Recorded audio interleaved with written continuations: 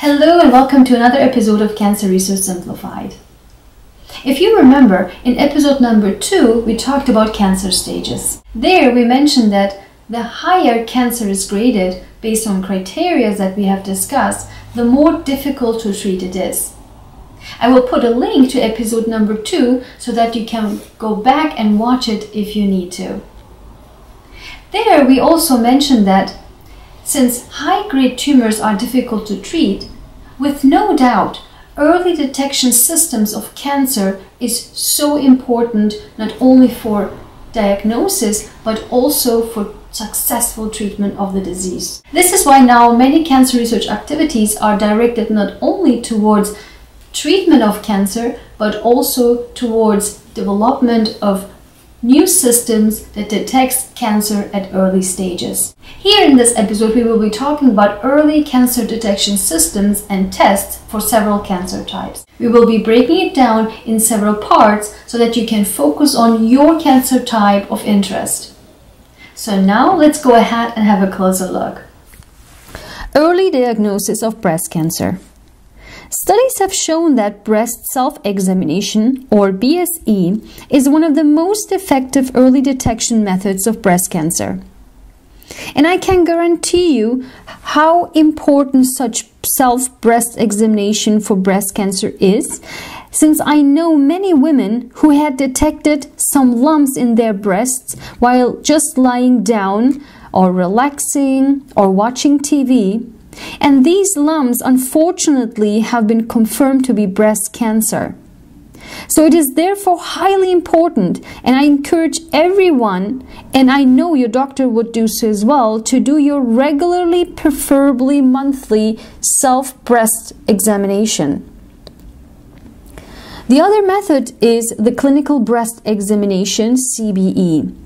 This is recommended for women at ages between 20s and 30s as part of their regular health examination annually or at least every 3 years.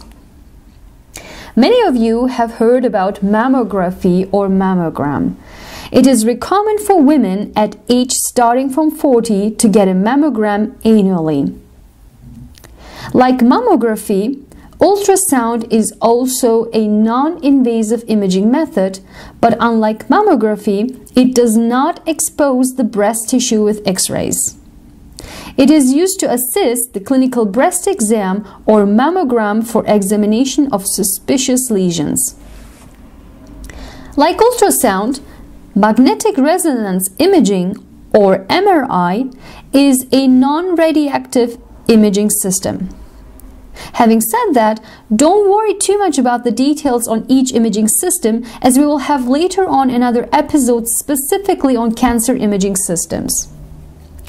Some research have shown that MRI is an important adjunct imaging method for women that specifically has genetic abnormalities on BRCA1 or 2 genes. However, it has been also shown that MRI gave false positive results, and so does mammogram, and also because it is an expensive imaging system, it has been suggested to be used for women at high breast cancer risk and on case-by-case basis. Next, I'd like to introduce you to the breast thermography imaging. This is a new technology which uses infrared sensors to detect heat and bloodstream in the region of interest.